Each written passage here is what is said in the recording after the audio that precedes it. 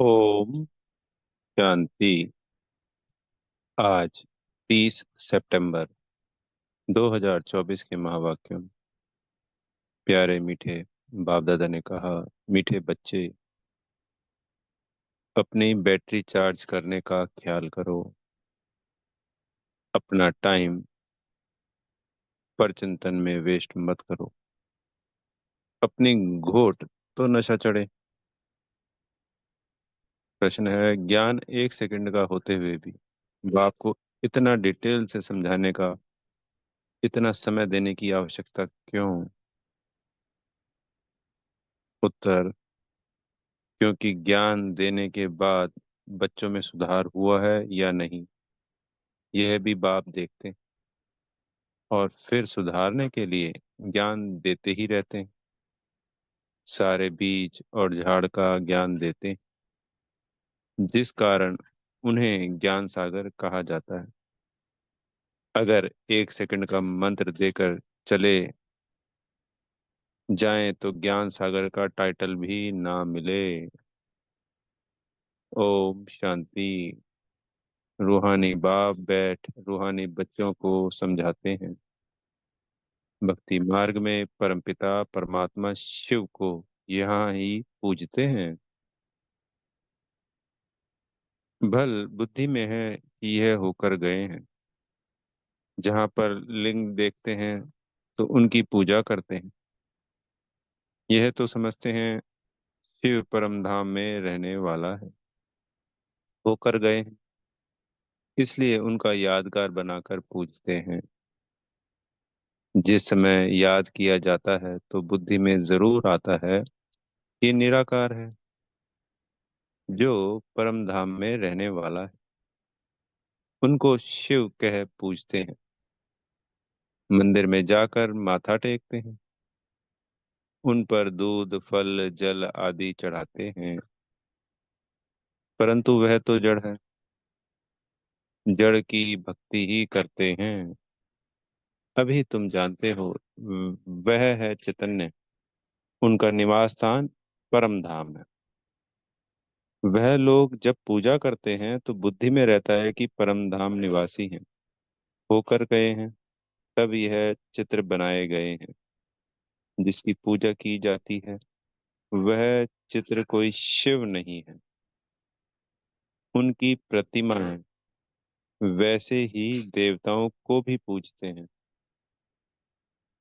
जड़ चित्र हैं, चैतन्य नहीं है। परंतु वह चैतन्य जो थे, वह कहाँ गए, यह नहीं समझते। जरूर पुनर्जन्म ले नीचे आए होंगे। अभी तुम बच्चों को ज्ञान मिल रहा है।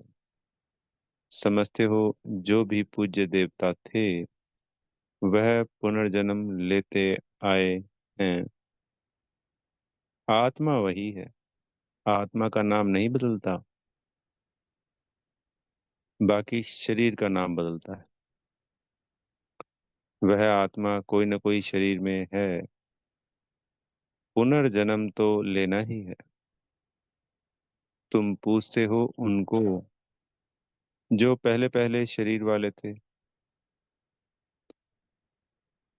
सतयुगी लक्ष्मी नारायण को पूछते हो। इस समय तुम्हारा ख्याल चलता है, जो नॉलेज बाप देते हैं। तुम समझते हो जिस चित्र की पूजा करते हैं वह पहले नंबर वाला है। यह लक्ष्मी नारायण चैतन्य थे।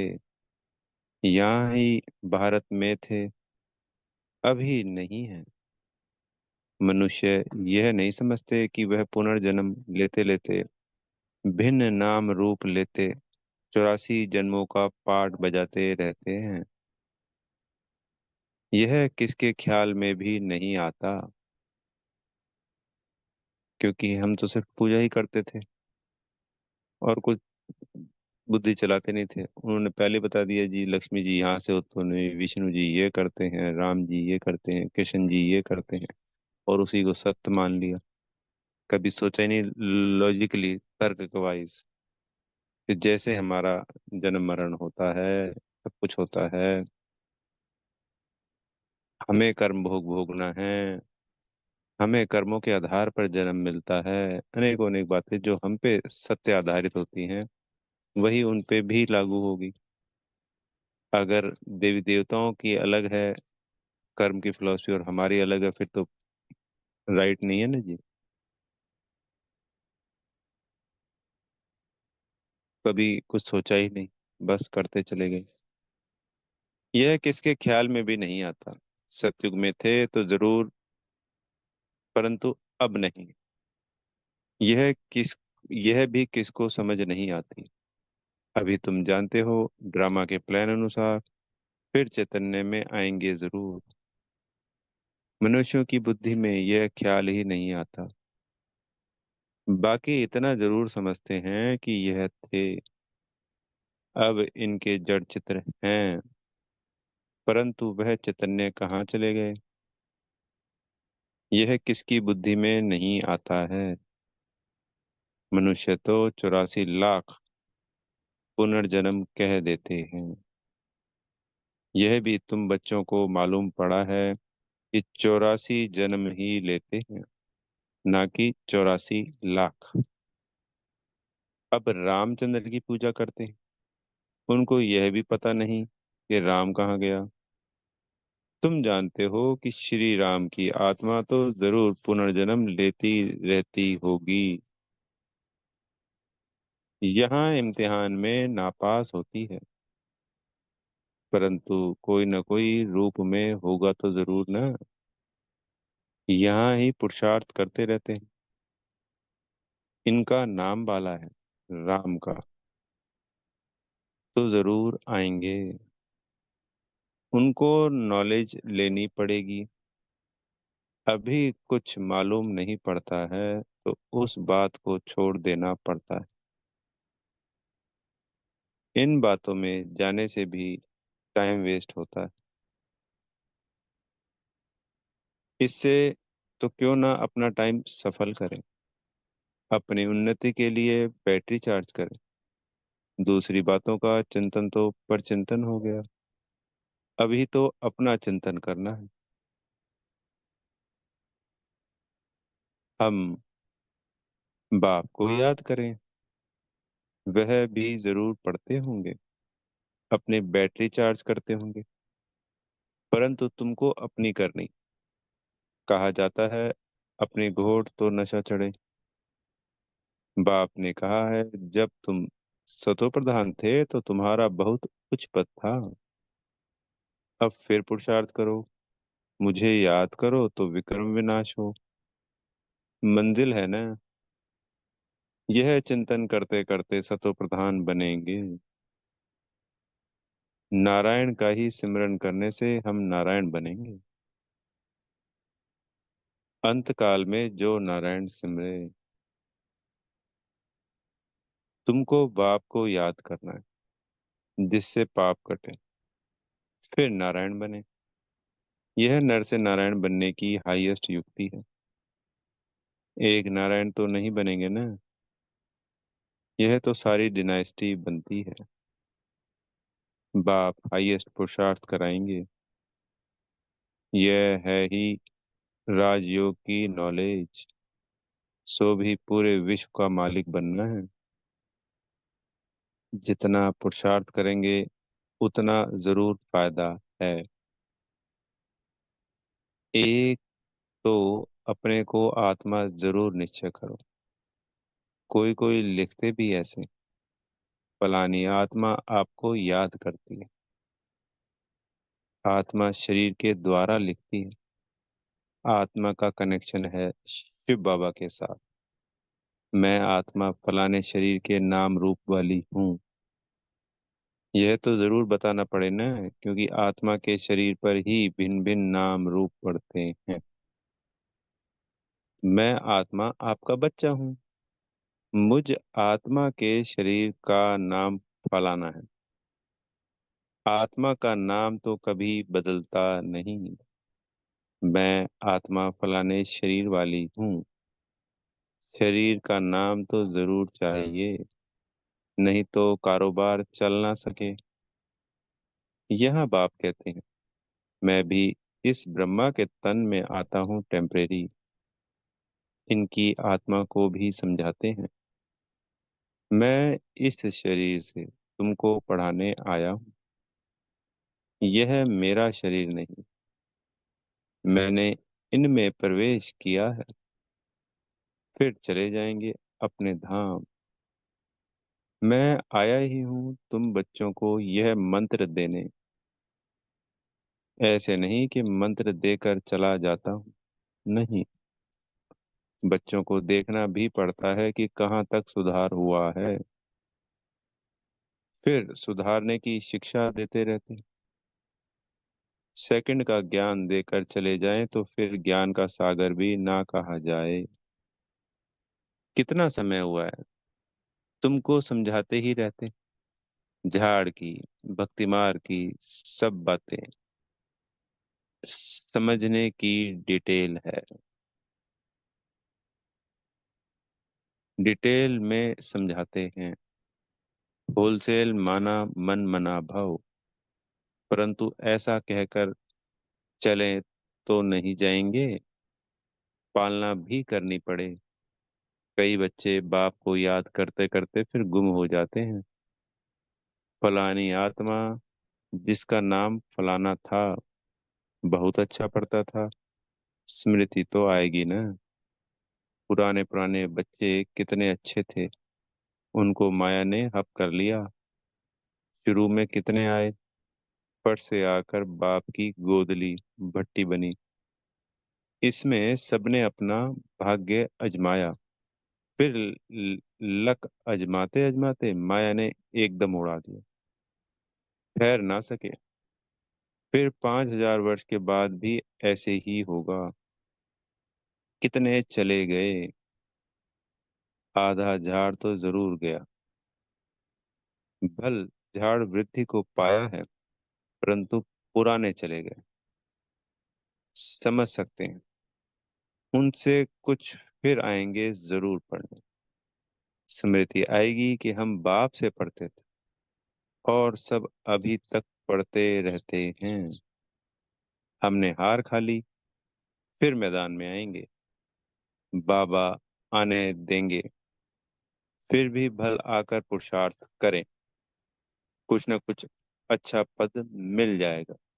तो यज्ञ की शुरुआत में जो बच्चे आए, फिर जब 1950 में यज्ञ भारत में आया, तो उसके बाद एक बेकरी पार्ट चला, जहाँ पे अनेकों अनेक बच्चे चले गए छोड़कर। तो बाबा ने आज क्लियर किया कि लगभग आधे चले गए, वो झाड़ आधा रह गया। पर नए नए जुड़ते रहे, झाड़ बड़ा होता रह गया। ऐसा अभी भी होता रहता है, बच्चे जुड़ते हैं और माया हप कर लेती है। इसका मुख्य कारण है याद ना होना। याद से हमें शक्तियां मिलती हैं। बाबा की हर क्षण मदद मिलती है। अब याद होती नहीं है, माया अपना खेल दिखाती है। बच्चा याद ही नहीं करता तो बाबा मदद नहीं कर पाते, क्योंकि कायदा है याद से ही मदद मिलती है।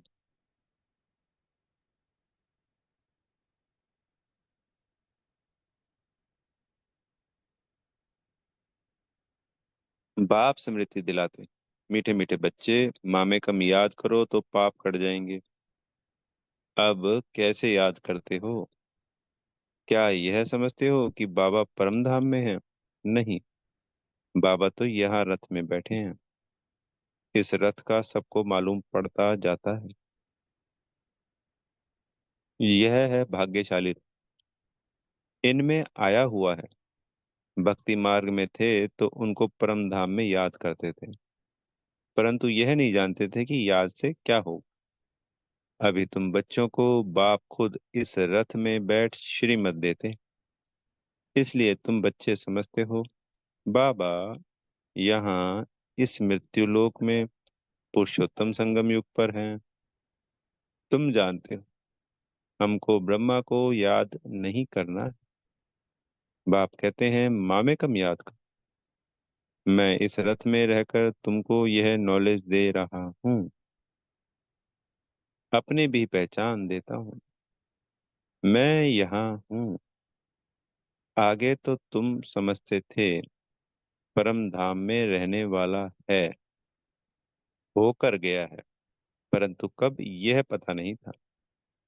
होकर तो सब गए हैं ना, उनके भी चित्र हैं। अभी वह कहाँ है, यह किसको पता नहीं। जो जाते हैं वह फिर अपने समय पर आते हैं, बिन बिन पाठ बजाते रहते हैं। स्वर्ग में तो कोई जाते नहीं। बाप ने समझाया है, स्वर्ग में जाने के लिए तो पुरुषार्थ करना होता है, और पुरानी दुनिया का अंत नई दुनिया की आदि चाहिए, जिनको पुरुषोत्तम संगम युग कहा जाता है। यह ज्ञान अभी तुमको है। मनुष्य कुछ नहीं जानते, समझते भी हैं। शरीर जल जाता है, बाकी आत्मा चली जाती है। अब कलयुग है तो जरूर जन्म कलयुग में ही लेंगे। सतयुग में थे तो जन्म भी सतयुग में लेते थे। यह भी जानते हो, आत्माओं का सारा स्टॉक निराकारी दुनिया में होता है। यह तो बुद्धि में बैठा है ना, फिर वहां से आते हैं यहाँ शरीर धारण कर, जीव आत्मा बन जाते हैं। सबको यहाँ आकर जीव आत्मा बनना है, फिर नंबरवार वापस जाना है।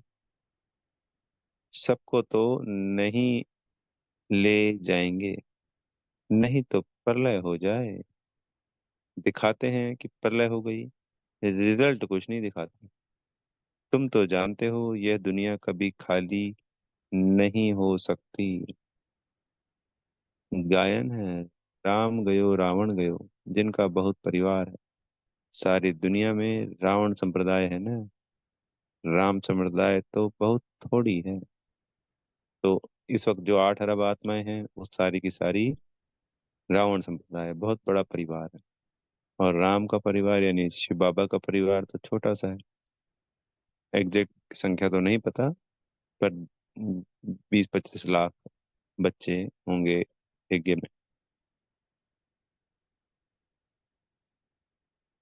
राम की संप्रदाय है ही सतयुग और त्रेता में, बहुत फर्क रहता है। बाद में अगर हम सतयुग और त्रेता की टोटल करते हैं तो वो 33 करोड़ है। और यहाँ इस वक्त संगम युग पर, पुरुषोत्तम संगम युग पे सिर्फ अभी वही 25 लाख 20 लाख। बाद में फिर और टाल टालियां निकलती हैं। अभी तुमने बीज और झाड़ को भी जाना है। बाप सब कुछ जानते हैं, तुम तो सुनाते रहते हैं, इसलिए उनको ज्ञान सागर कहा जाता है। एक ही बात अगर होती तो फिर कुछ शास्त्र आदि भी बन ना सके। झाड़ की डिटेल भी समझाते रहते हैं। मूल बात नंबर 1 सब्जेक्ट है बाप को याद करना, इसमें ही मेहनत है, इस पर ही सारा मदार है। बाकी झाड़ को तो तुम जान गए हो। दुनिया में इन बातों को कोई भी नहीं जानते। तुम सब धर्म वालों की तिथि तारीख आदि सब बताते हो। आधा कल्प में यह सब आ जाते हैं। बाकी है सूर्यवंशी और चंद्रवंशी, इनके लिए बहुत युग तो नहीं होंगे ना, है ही 2 युग। वहां मनुष्य भी थोड़े हैं, 84 लाख जन्म तो हो भी ना सके। मनुष्य समझ से बाहर हो जाते हैं, इसलिए फिर बाप आकर समझ देते हैं। बाप जो रचयिता है वही रचता, और रचना के आदि मध्य अंत की नॉलेज बैठ देते हैं। भारतवासी तो बिल्कुल कुछ नहीं जानते, सबको पूछते रहते हैं। मुसलमानों को, पारसी आदि को, जो आया उनको पूजने लग पड़ेंगे, क्योंकि अपने धर्म और धर्म स्थापक को भूल गए। तो बहुत सारे धर्मों को अपना लिया हमने, दूसरे धर्मों में कन्वर्ट हो गए। रिस्पेक्ट रिगार्ड करना अलग बात होती है, वो सबका करना होता है, पर उसको अपना लेना वो रॉन्ग होता है। जैसे हमारे अपने स्वयं के माँ बाप हैं, और दूसरों के भी माँ बाप हैं, तो रिस्पेक्ट रिगार्ड तो सबको देंगे। पर ये थोड़ी कि हम अपने माँ बाप को भूल जाएं और दूसरे माँ बाप को कहें कि ये हमारे माँ बाप हैं। तो ऐसे ही धर्म को, अपने धर्म को भूल कर दूसरे धर्म को अपना लेना, यही हो।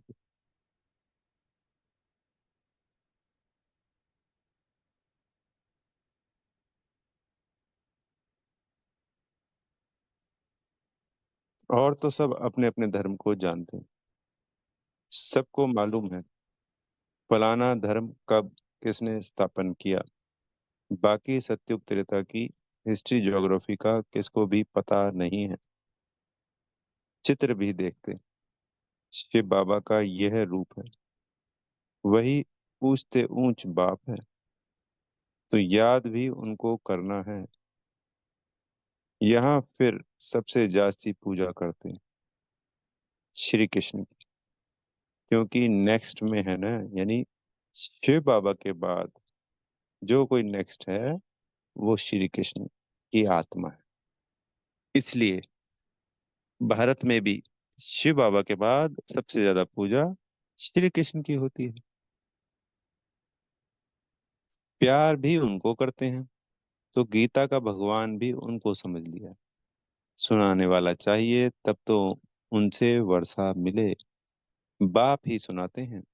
नई दुनिया की स्थापना और पुरानी दुनिया का विनाश कराने वाला और कोई हो ना सके सिवाय एक बाप के। ब्रह्मा द्वारा स्थापना, शंकर द्वारा विनाश और विष्णु द्वारा पालना, यह भी लिखते हैं।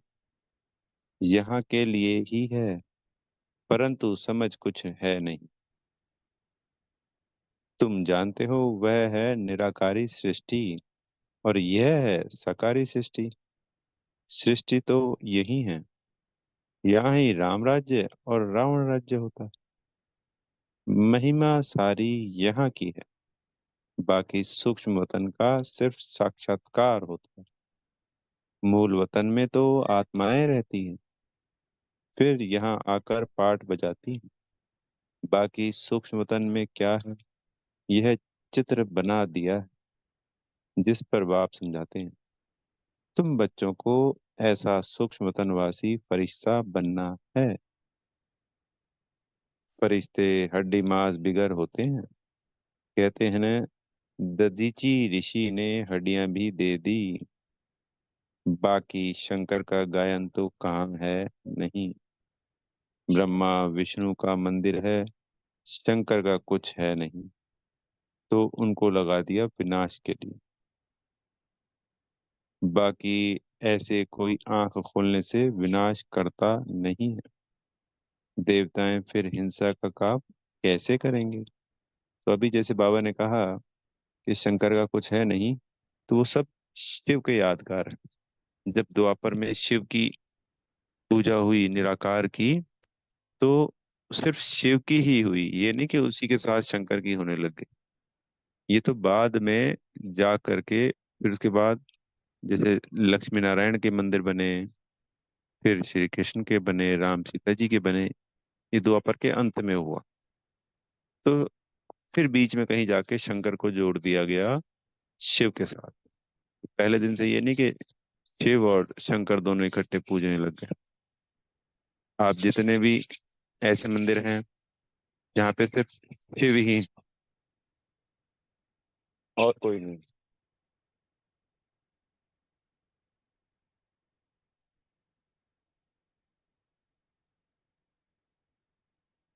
देवताएं फिर हिंसा का काम कैसे करेंगे, ना वह करते हैं, ना शिव बाबा को का ऐसा डायरेक्शन देते हैं।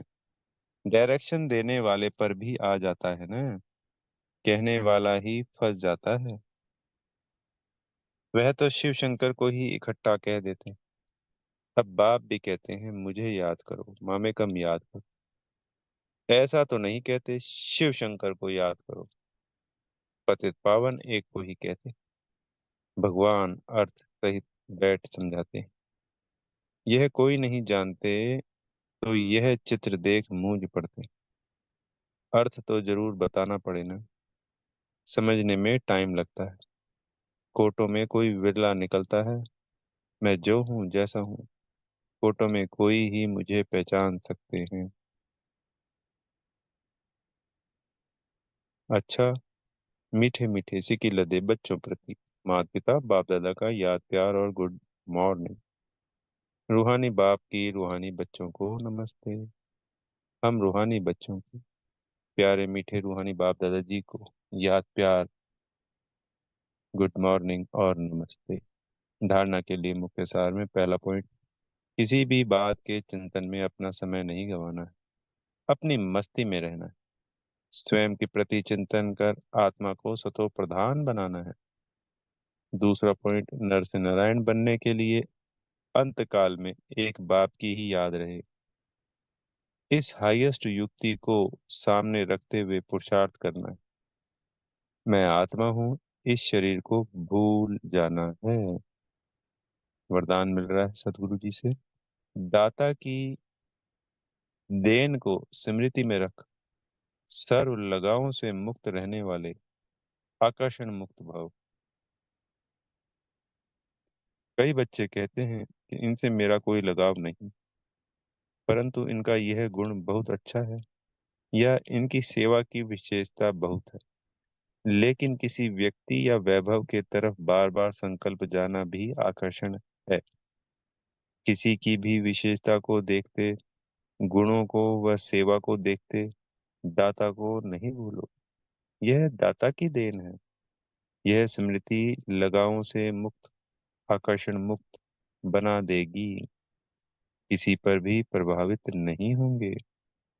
स्लोगन है, ऐसे रूहानी सोशल वर्कर बनो जो भटकती हुई आत्मा को ठिकाना दे दो, भगवान से मिला दो।